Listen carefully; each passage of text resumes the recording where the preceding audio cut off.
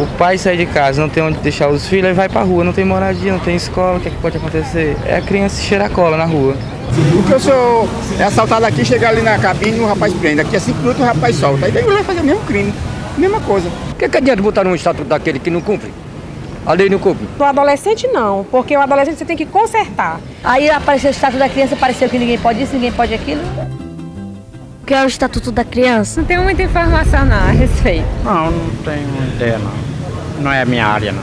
É um órgão que vai segurar essas crianças lá? Por que foi necessário fazer uma lei para proteger as crianças? No Brasil, antes do Estatuto da Criança e do Adolescente, vigorou o Código de Menores. Nessa época, a lei se dirigia apenas às chamadas crianças em situação irregular.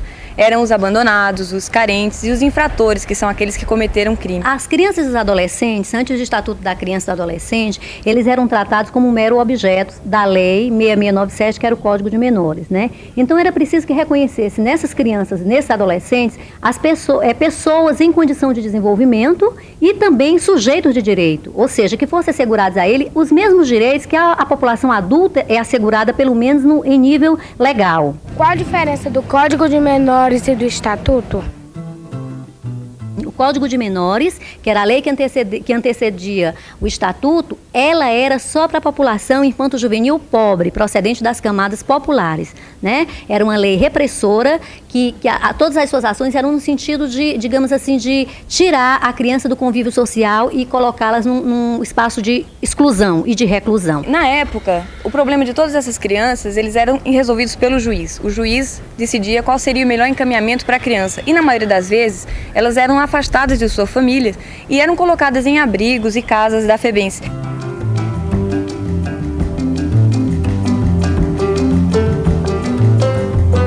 O senhor conhece o Estatuto da Criança e do Adolescente? Mas a gente lê, conhece, mas ninguém pratica. Só faz lei e fica por isso mesmo. Está muito mal feito o Estatuto da Criança. Mal feito porque não dá condição de vida nem para as crianças nem para os adultos. As crianças vivem soltas no meio da rua, fazendo baderna e se tornando marginais. E agora não sei como é que quer fazer um Estatuto da Adolescência e Criança com a fome, com a miséria e com a necessidade de escola, de condições de vida. Passar a ideia de defender a criança, né? E de preservar também a segurança da criança, né? E da família. A pior esculhambação que eu já vi na minha vida, que o adolescente tem direito a matar, tem direito a roubar, tem direito a esculhambação e tem direito o quê? Ser preso. Quem deu a lei? Errado, muito errado. O Estatuto não é mais para aquela criança que está em situação irregular. Ele é feito para todas as crianças e adolescentes, porque garante seus direitos, porque apresenta mecanismos de exigibilidade para esses direitos e trouxe uma série de inovações muito importantes, como a possibilidade de uma participação muito maior da comunidade e da sociedade para a garantia desses direitos. Qual a novidade do Estatuto? O Estatuto não estabelece nada demais, estabelece que as crianças deverão ser tratadas com prioridade absoluta. Essa prioridade vai desde uma prestação de socorro até a destinação de recursos públicos. E isso é que é fundamental que aconteça agora. Os direitos que estão garantidos no Estatuto, que já vem inclusive da Constituição, mas que lá foram minuciados, que foram detalhados, o direito à educação, à saúde, que começa desde do direito a um pré-natal acompanhado pelo mesmo médico, o direito a uma escola perto de casa, o direito a um acompanhamento no caso de uma internação hospitalar. Isso tudo a sociedade precisa começar a conhecer e quando parar para ler melhor o Estatuto, vai ver que ele é um instrumento de cidadania e não de violência e não causador de impunidade.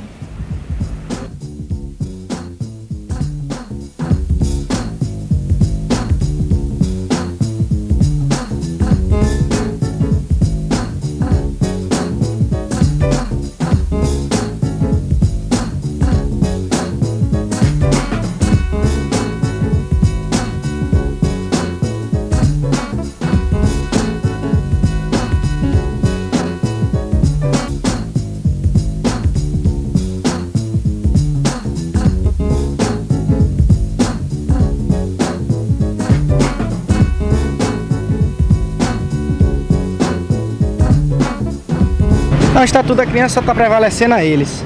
Que eles matam, roubam, eles matam, roubam.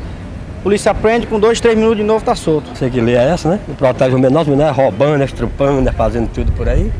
Né? Faz o que querem. O estatuto dele tem que ser regulamentado, tem que ser renovado, porque ele tá antigo, ele é antigo demais. Porque um cara pratica o crime, mata outro e no outro dia tá na rua. Não pode, isso aí tá errado, entendeu?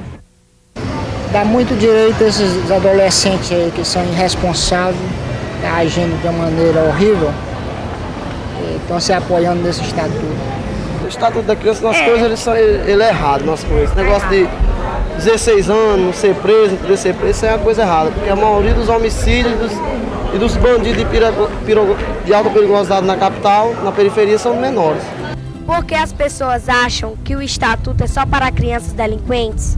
É preciso perder a impressão de que o estatuto foi feito para o menino de rua, foi feito para a menina prostituída.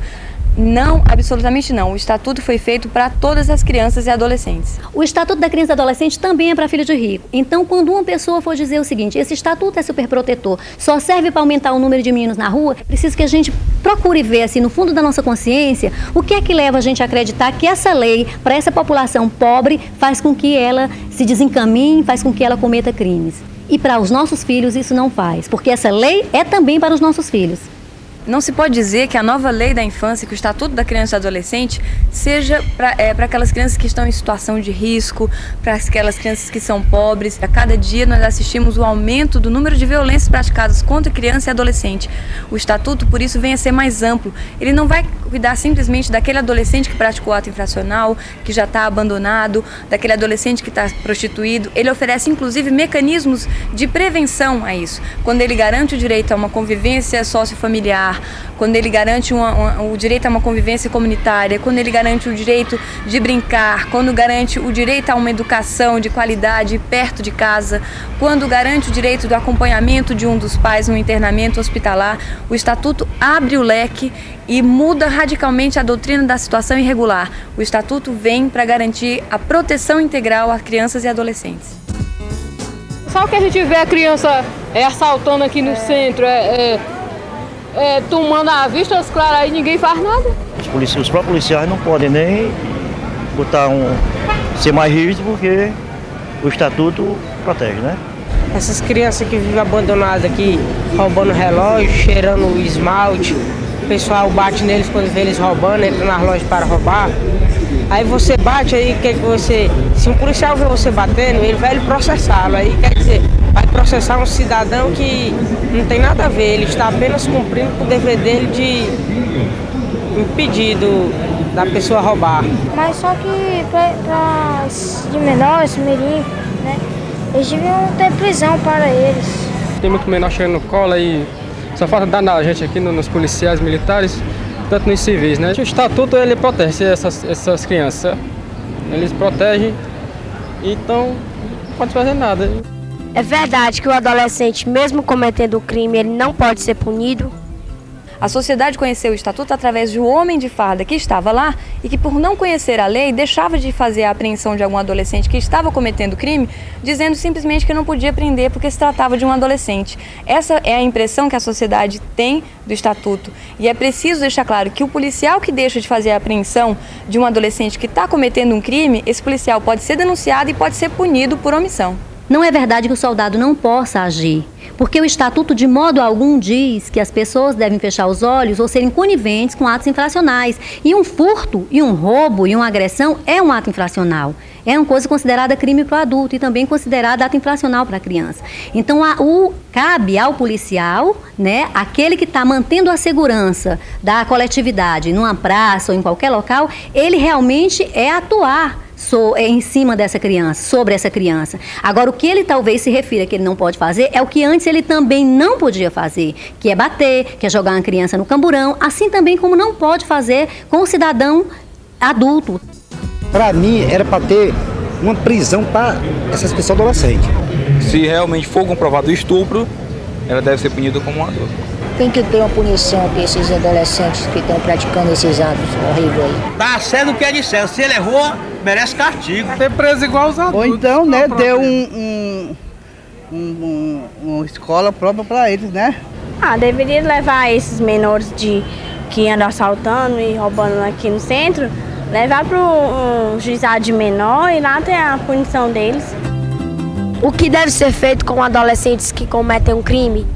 Essa história que se diz de que agora o adolescente não pode mais ser preso, ela não é absolutamente verdade. O Estatuto, ele prevê que um adolescente que é apreendido em flagrante ato infracional, ele vai ser levado a uma delegacia, vai ser instaurado ali um inquérito e posteriormente será aberta uma ação, será feito todo um processo onde ele finalmente será julgado. O Estatuto prevê, inclusive, quais são as medidas que poderão ser aplicadas a esse adolescente. E elas são aplicadas de acordo com a gravidade do delito cometido. Elas podem ir desde a reparação do dano, que comumente aplicado em adolescentes que são pegos pichando muros ou coisas desse tipo, que são obrigados a reparar esse dano. Pode ser uma prestação de serviços à comunidade, ela pode ser a liberdade assistida e você tem, para os casos mais graves, as duas medidas que são privativas de liberdade, que são a semi-liberdade e a internação. Nesses dois últimos casos, a gente tem, na verdade, instituições onde o adolescente permanece privado de liberdade e que constituem, na verdade, presídios melhorados.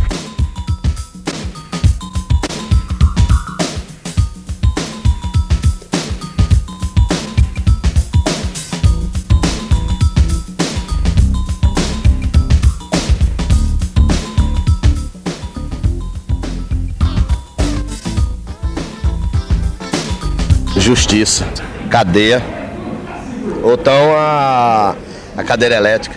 Com certeza ele deve receber, pelo menos, mesmo que ele não receba a cadeira elétrica, mas uma punição bem aplicada nele. Por que aqui não pode ser preso? Isso é uma invencibilidade. Aqui gera pena de morte no Brasil, que está precisando. E aqui é bater pena de morte. Mas sabe qual foi Esse é ajeitável. Criança também. Pena de morte? Mas 16 já é responsável, não vota? Então responde pelo que pode fazer. Ele não é criança para matar, ou para votar ele pode votar. Eu acho muito errado. Para mim, ele está apoiando que é ruim, porque o menor de 16 anos, ele pode votar, né?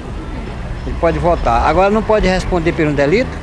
15, 16 anos pode ser preso, porque ele pode matar, pode roubar, fazer tudo. Uma pessoa que tem condições de votar com 16 anos, também por que ela não pode responder pelos seus atos? É bom pensar em certos pontos, por exemplo. O adolescente de 16 anos, ele pode votar, mas de forma alguma pode ser votado. Ele hoje não pode ser candidato nem a vereador.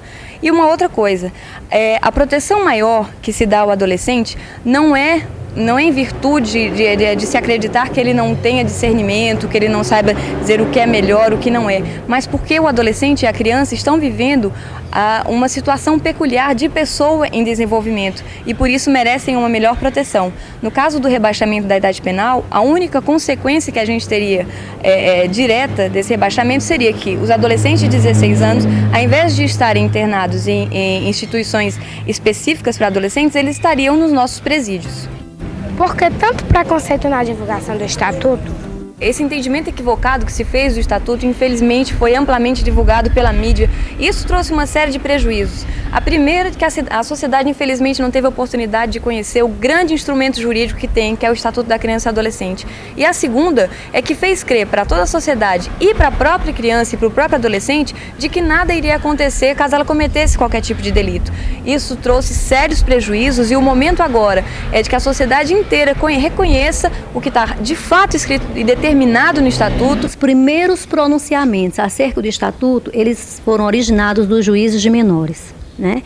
Então eles não queriam perder o poder que eles detinham na lei anterior, que era o Código de Menores, e eles começaram a colocar para a coletividade que a lei ela viria para inquietar, para causar insegurança, porque a partir de agora não se podia tomar nenhuma atitude em relação à criança ou adolescente que cometessem atos infracionais. Né? Então a partir daí eles se aliaram aos meios de comunicação e começaram a colocar as notícias e mais notícias acerca dos atos que os meninos cometiam.